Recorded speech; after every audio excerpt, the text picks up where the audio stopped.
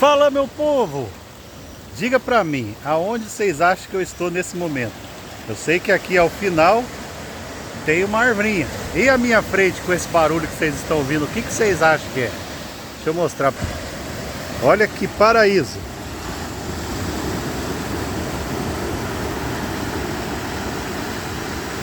Fala pra mim, quem queria estar aqui?